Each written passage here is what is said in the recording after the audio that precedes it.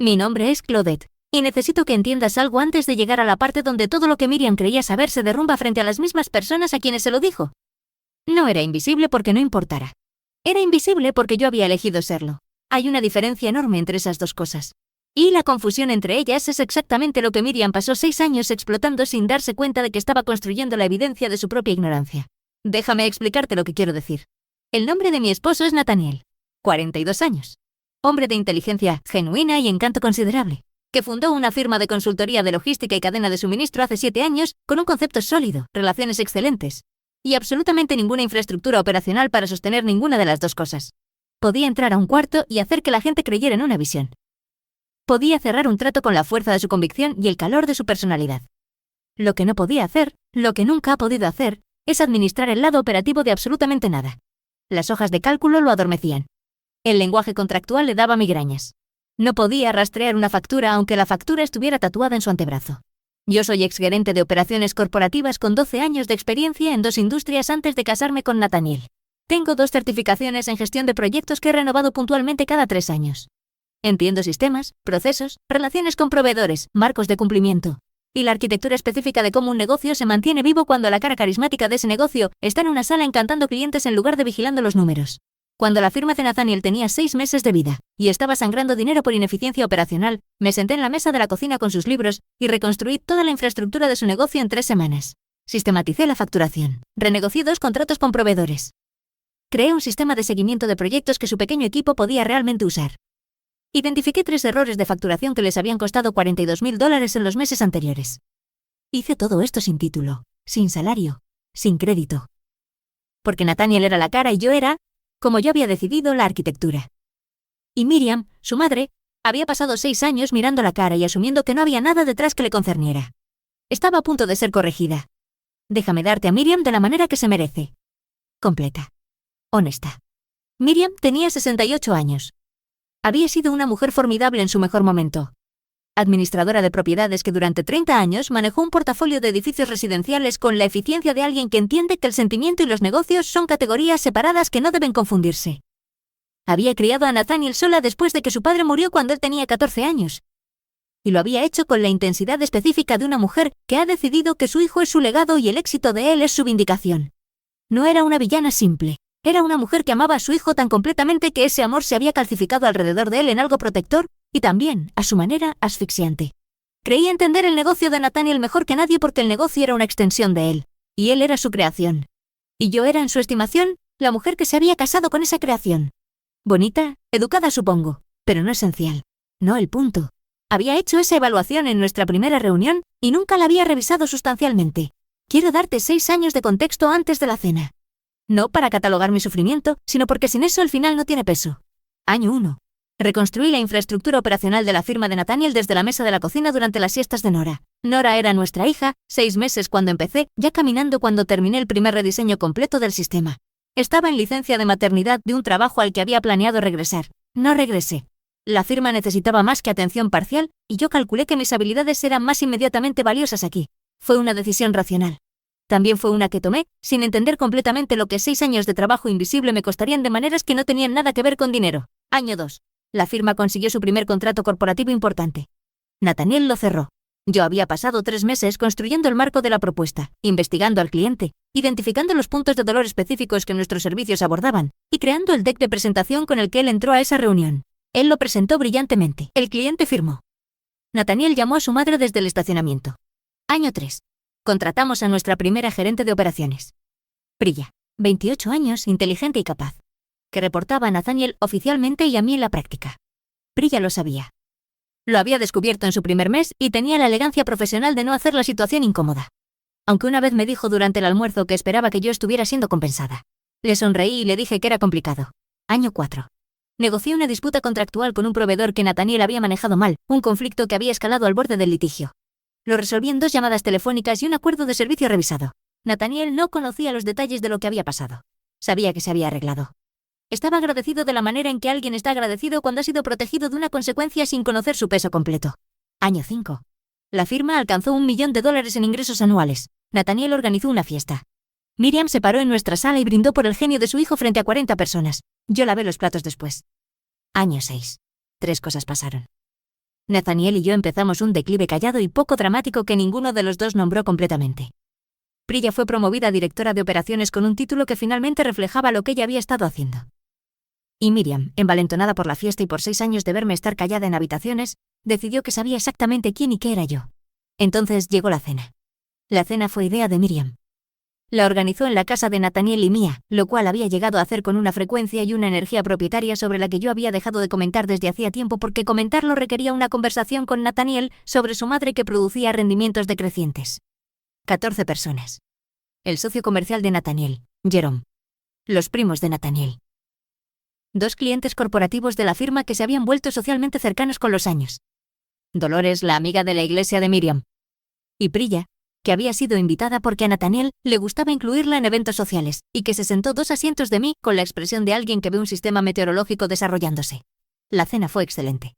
Yo había planeado el menú, pedido el catering, arreglado la mesa.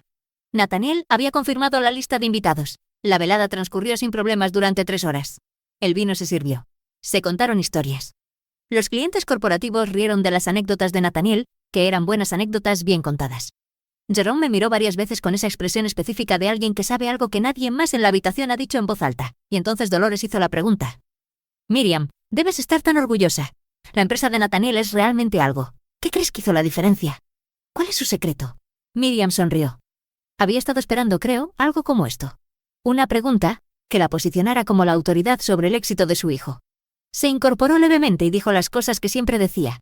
Su ética de trabajo, sus relaciones, su inteligencia heredada, la disciplina que ella le había inculcado. Y luego me miró a mí. Y algo cambió en su expresión. Una decisión siendo tomada. Les diré lo que no hizo la diferencia. Dijo, con la sonrisa compuesta de una mujer que cree estar siendo ingeniosa. Ciertamente no fue una esposa que se sentó en casa durante 6 años mientras su esposo construía todo. La mesa se quedó en silencio. La copa de Jerome se detuvo a mitad del camino hacia su boca. Priya miró su plato. Nathaniel me miró a mí. Yo miré a Miriam con calma. Y tomé mi propia decisión. Quiero ser precisa sobre lo que sucedió dentro de mí en los 4 segundos después de que Miriam terminó su frase. No sentí rabia. Quiero ser clara sobre eso porque la rabia sería comprensible, pero no es lo que sucedió. Lo que sentí fue algo más callado y más completo. La sensación específica de una mujer que ha sido paciente por un tiempo muy largo llegando al final de su paciencia, no con un quiebre, sino con un clic. Una cerradura liberándose. Una puerta abriéndose hacia adentro.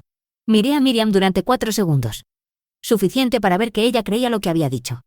Que estaba completamente convencida de que me había definido con esas palabras frente a todas estas personas, y que yo simplemente tendría que vivir con esa definición. Entonces hablé. Perdóname, dije, con la misma calma con que diría que necesito más sal. Quiero asegurarme de que Dolores tenga la información correcta. Dolores me miró, ligeramente sorprendida. La firma de Nathaniel tiene 31 empleados, continué.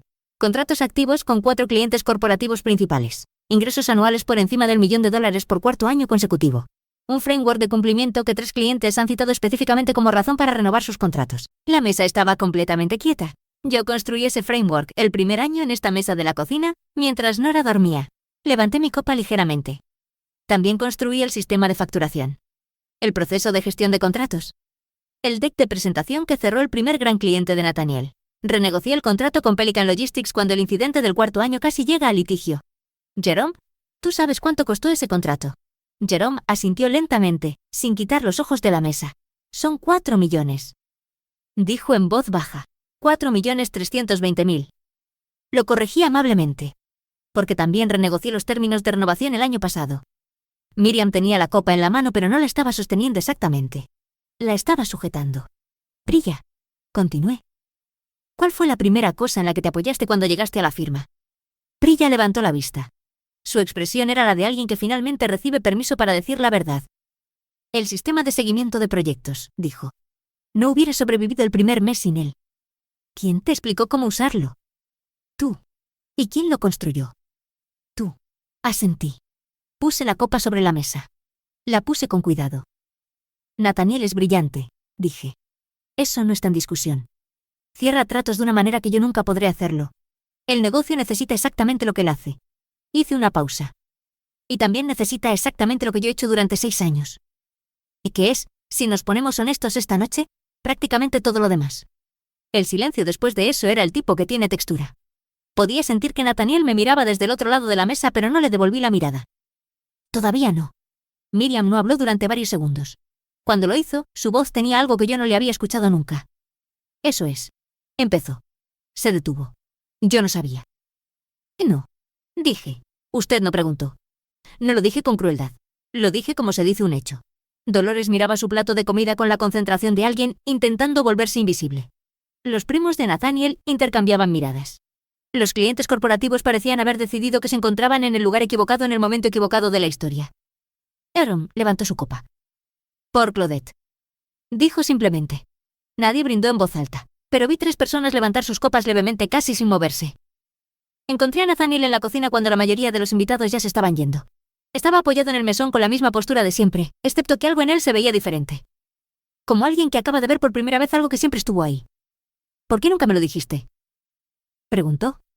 Era una pregunta genuina, no defensiva. Eso me importó. Te lo dije en muchas ocasiones. Respondí. De maneras que esperaba que escucharas. Pero siempre había un cliente, una reunión, algo más urgente. Debí haber escuchado mejor, ¿sí? Silencio entre los dos. Y con mi madre. Dijo. Con tu madre tenías miedo de decepcionarla. Lo entiendo. Pero tu miedo de decepcionarla durante 6 años me hizo invisible para ella. Y te hizo a ti más pequeño de lo que realmente eres. Nathaniel no respondió de inmediato. Era un hombre inteligente. Sabía cuándo algo era verdad. ¿Qué necesitas de mí?, preguntó finalmente. Puse el vaso sobre el mesón. Me volteé a verlo. Necesito que decidas qué sabes realmente sobre cómo funciona esta empresa, dije. Y luego necesito que se lo cuentes a tu madre. Todo. Directamente. Asintió despacio. ¿Y nosotros? Una cosa a la vez, dije. Nathaniel fue a ver a su madre un sábado. Me contó sobre ello cuando regresó, sentado frente a mí, en esa misma mesa de la cocina, y lo contó de la manera en que contaba las cosas que importaban. Con cuidado, completamente, sin omitir las partes que lo reflejaban mal. Había llevado documentación. No para ser cruel, porque Nathaniel no es un hombre cruel, sino porque la semana anterior me había pedido que preparara un resumen de mis contribuciones a la empresa durante 6 años. Y yo lo había preparado de la manera en que preparaba todo. Con fechas. Cifras. Resultados específicos atados a cada intervención. Él lo había leído 3 veces antes de llevárselo a su madre. Se sentó con Miriam durante 2 horas. Le explicó, en el lenguaje específico de alguien que finalmente ha hecho el trabajo de entender lo que no había entendido, exactamente lo que yo había construido. Me dijo que Miriam estuvo callada durante la mayor parte de la conversación, que hizo preguntas no para cuestionar, sino para entender, lo cual lo sorprendió. Y lo cual dijo que también la sorprendió a ella, como si no hubiera esperado encontrarse en la posición de necesitar entender algo que había asumido que ya sabía. Al final había dicho, ella nunca me lo dijo. Y Nathaniel le había respondido, tú nunca preguntaste. Y nunca le diste razones para decírtelo. Ya habías decidido quién era. Esta fue, me dijo Nathaniel, la frase más difícil que le había dicho a su madre en su vida. Ella no respondió durante 1 minuto completo. Luego dijo, muy callado, que me debía una conversación. Miriam me llamó el miércoles siguiente. La llamada duró 47 minutos. No usó la palabra perdón de inmediato. Llegó a ella de la manera en que alguien llega a admitir algo que requiere desmantelar una estructura que ha habitado durante años. Dijo que había visto lo que quería ver. Que había hecho suposiciones porque eran más fáciles que preguntas. Que el comentario de la cena había sido. Y aquí su voz hizo algo que yo no le había escuchado hacer antes. Imperdonable. Su palabra. Le dije que apreciaba la llamada. Le dije que el perdón es un proceso, no una oración. Dijo que entendía. La creí. Los 3 meses que siguieron a la cena fueron los más honestos de nuestro matrimonio. Quiero ser cuidadosa sobre lo que significa eso, porque la honestidad en un matrimonio que ha estado operando con un desequilibrio invisible significativo no es cómoda. Es la incomodidad específica de 2 personas removiendo una estructura que ambas habían encontrado funcional. Él, porque significaba que no tenía que mirar lo que estaba usando de apoyo. Yo, porque el trabajo invisible se había convertido en la única versión de mi contribución que creía que él podía recibir. Empezamos con lo práctico. Contraté a una abogada, una mujer llamada Débora, precisa y cálida en proporciones iguales, que nos ayudó a formalizar mi rol en la empresa.